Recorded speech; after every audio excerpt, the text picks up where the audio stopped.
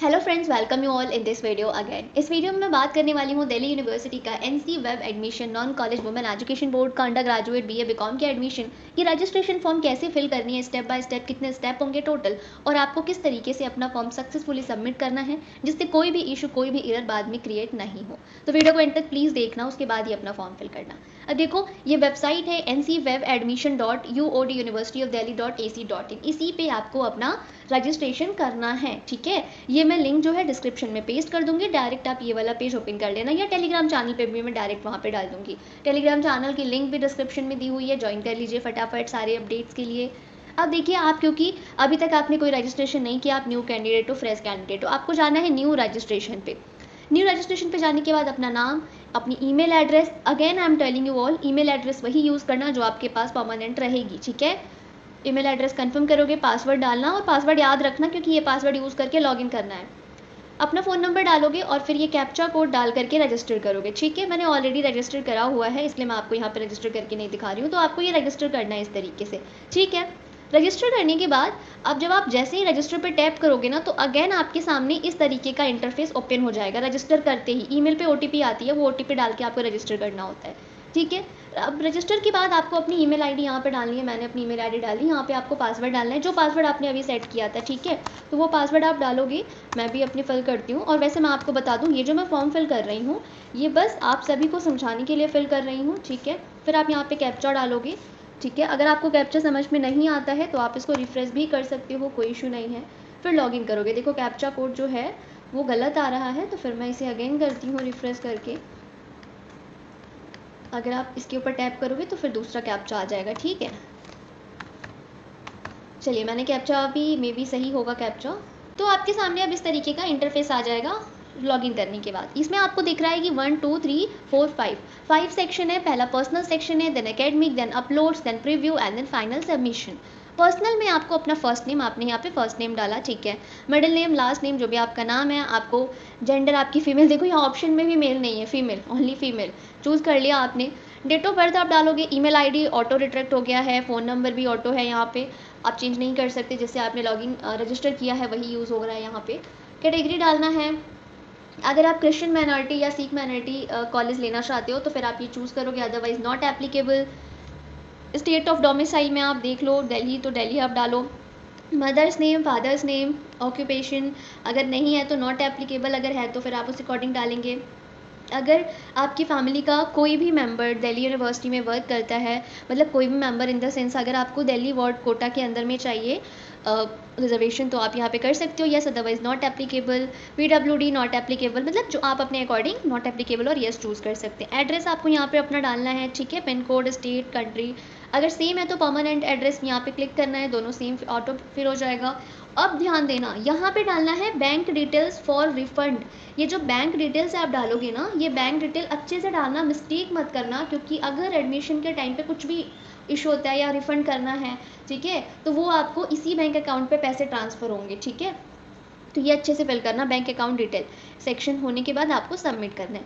Submit करने के बाद आपके सामने ये प्रीव्यू ऑप्शन आएगा, आप इसे पूरा चेक कर लो, कोई भी कहीं भी कोई मिस्टेक है, स्पेलिंग, एड्रेस, एनीथिंग, आप वो सारा सही कर लो, आपको टाइम दिया जा रहा है, ठीक है। सही करने के बाद अगर एडिट करना है तो एडिट पर टैप करके एडिट करोगे, अदरवाइज नेक्स्ट करोगे। नेक्स्ट करते ही यहाँ पे आपके सामने एकेडमिक डिटेल्स फिल करने के लिए आ गया। आप एग्जामिनेशन डिटेल्स में यहाँ पे चूज़ करो, आपका कौन सा बोर्ड था। मान लीजिए मैं सीबीएसई चूज़ करती हूँ, सीबीएसई बोर्ड है। रिजल्ट स्टेटस पास्ड है, अगर आप अवेटेड हो तो अवेटेड भी डाल सकते हो। रोल नंबर यहाँ पे डाल देते हैं हम, ठीक है। ईयर ऑफ पासिंग 2025 है, मान लीजिए हमने डाल दिया।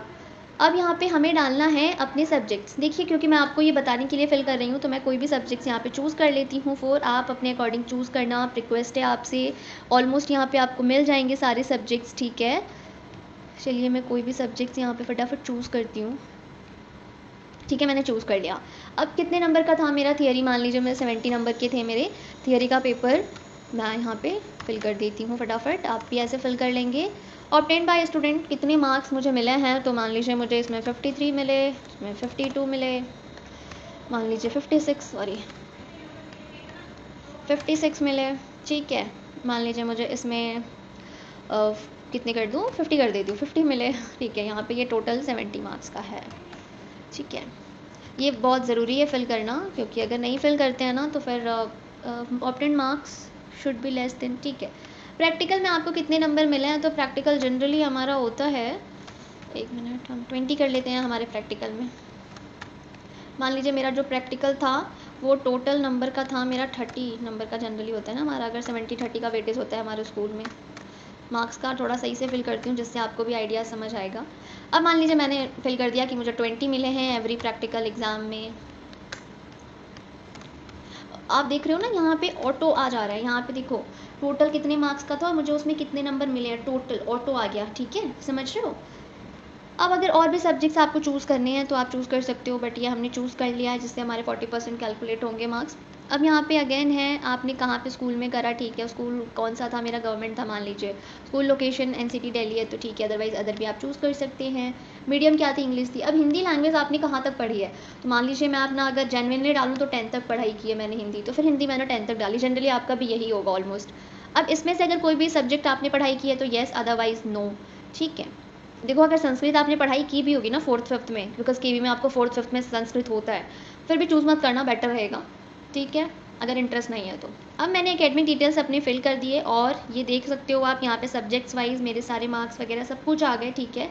सब्जेक्ट वाइज परसेंटेज आ गया, हर सब्जेक्ट का मेरा अलग अलग यहाँ पे परसेंटेज आपको दिखा रहा है। ये मेरा सब कुछ है, year of passing and everything. आप फॉर्म को सबमिट करने से पहले ना, फिल करने के बाद एक बार चेक ज़रूर करना, ठीक है। मैंने देख लिया, ठीक है ठीक है, ऑल ओके ऑल ओके। अब मुझे यहाँ पे अपलोड करनी है अपनी क्लास 12th की मार्कशीट, ठीक है। मार्कशीट अपलोड करने के लिए एक चीज़ मुझे ध्यान देना होगा कि जो मेरी फ़ाइल का साइज़ होगा, जो मैं अपनी या तो पीएनजी फॉर्म में अपलोड करूँ या जेपीजे फॉर्म में अपलोड करूँ, ठीक है, या जेपीजे फॉर्मेट में, जिस भी फॉर्मेट में मैं अपलोड कर रही हूँ, फ़ाइल की साइज़ 100 KB और मैक्सिमम 500 KB।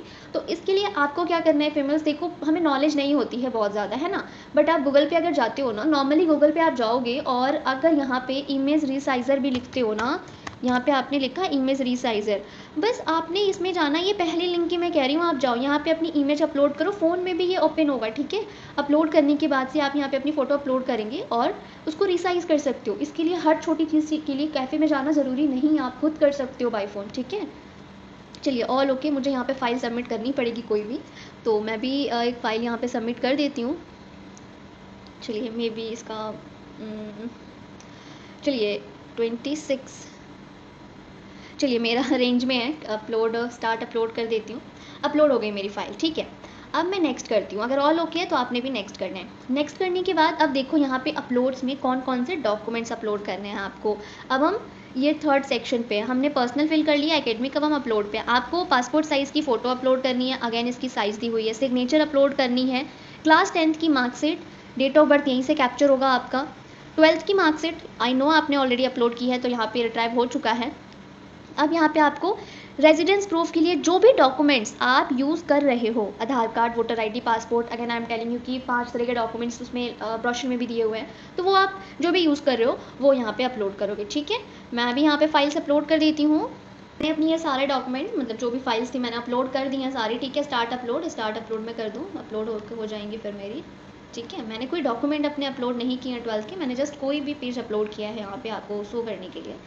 अब मुझे अगर सारी चीज़ें मेरी ऑल ओके, सारे डॉक्यूमेंट्स मैंने सही अपलोड किए, तो मुझे सेव एंड कंटिन्यू लेटर अगर मैं करना चाहती हूँ, मतलब अभी अगर मुझे आगे प्रीव्यू नहीं करना है तो मैं सेव करके इसको छोड़ दूँगी, तो मैं अगेन लॉगिन करके फिर कर सकती हूँ। अगर मुझे अभी प्रोसीड नहीं करना है, और मुझे अभी प्रोसीड करना है उसके लिए फिर मैं नेक्स्ट करूँगी। तो अब प्रीव्यू आ गया फाइनल, मुझे सारी चीज़ें अब चेक करनी है और ये आपका टाइम है जब आपको ध्यान से बिल्कुल शांत होकर सब कुछ चेक करना है, सारी डिटेल्स ओके है या नहीं है, ठीक है। हमने देख लिया ऑल ओके। अगर आप यहाँ पे व्यू करना चाहते हो आपके डॉक्यूमेंट्स तो भी आप व्यू कर सकते हो। और देखो क्योंकि हमने माइनॉरिटी कैटेगरी या कश्मीरी माइग्रेंट या फिर कोई भी कास्ट के लिए हमने नहीं चूज़ किया था, तो हमने कोई भी डॉक्यूमेंट यहाँ पे हमसे नहीं मांगा गया है। अगर हमें डॉक्यूमेंट्स अपलोड करने होते जब हम अगर चूज़ करते, ठीक है। तो कैटेगरी के लिए देख रहे हो यहाँ पे नॉट एप्लीकेबल आ रहा है, बट अगर हम चूज़ करते तो हमें अपलोड करना होता अपलोड सेक्शन में, ठीक है। तो आई एग्री पे फिर मैं टैप करूँगी और आई एग्री पर टैप करने के बाद मैं सबमिट करूँगी। सबमिट करने के बाद अब यहाँ पे है my name is Anu as per 12th marksheet. माई, ये सब मुझे वेरीफाई करना है क्लिक करके, ठीक है। मैंने समझ लिया, हाँ ठीक है, मेरा नाम अनु है। डेट ऑफ बर्थ मेरी ये है 12 जुलाई, ठीक है। कैटेगरी मेरी अनरिजर्व्ड है, ठीक है। जेंडर में फीमेल हूँ, mother name ABCD, father name ठीक है, एड्रेस मेरा ठीक है। मुझे ये सब कुछ चेक करना है, आपसे देख रही हूँ बार बार कन्फर्म करवा रहे हैं NCVAR। और यहाँ पे लिखा है no changes modification will be allowed once the form is submitted. बच्चा ध्यान रखना, प्लीज़ ध्यान रखना ये सारी चीज़ें, ठीक है। यहाँ पे आपकी रजिस्ट्रेशन फ़ी है 250 रुपीज़ अनरिजर्व कैटेगरी के लिए, ठीक है। अगर मुझे अभी पेमेंट करनी है सब कुछ ओके करके तो मैं पेमेंट गेटवे पे जाऊँगी, अदरवाइज़ मैं होम पे लेटर के लिए होम पे कर दूँगी और फिर मैं पे लेटर कर दूँगी। तो अब इस तरीके से मेरा पेमेंट सिर्फ पेंडिंग रह गया है और अभी मेरी फॉर्म सक्सेसफुली सबमिट नहीं हुई है बच्चों। जब तक मैं पेमेंट नहीं करूँगी मेरा फॉर्म सक्सेसफुली सबमिट नहीं होगा, ये बात आप समझो। अपलोड्स हो गए, एकेडमिक हो गया, पर्सनल हो गया, सब कुछ मैंने कर लिया, फाइनल पेमेंट मुझे करनी है, ठीक है। फिर अगर मेरे को करना है तो मैं कंटिन्यू एप्लीकेशन करूँगी, सारी चीज़ें टिक द राइट करूँगी और फिर पेमेंट गेटवे पे जाऊँगी, ठीक है। तो इस तरीके से आपको अपना रजिस्ट्रेशन फॉर्म फिल करना है। कोई भी डाउट है ना बच्चों, जस्ट कमेंट मी, मैं आपको सब कुछ बताऊंगी, सब कुछ समझाऊंगी। और देखो अभी भी आपके पास पेमेंट से पहले एडिट का ऑप्शन है, आप यहाँ पे कोई भी चीज़ अपनी एडिट कर सकते हो। चलो ठीक है, सब्सक्राइब कर लो, सारे कटअप से रिलेटेड जो भी आएंगे ना नोटिफिकेशन आपको सबसे पहले प्रोवाइड करूँगी। एंड पैनिक नहीं होना है, परेशान नहीं होना है। मिलते हैं नेक्स्ट वीडियो में, till then keep watching, keep learning.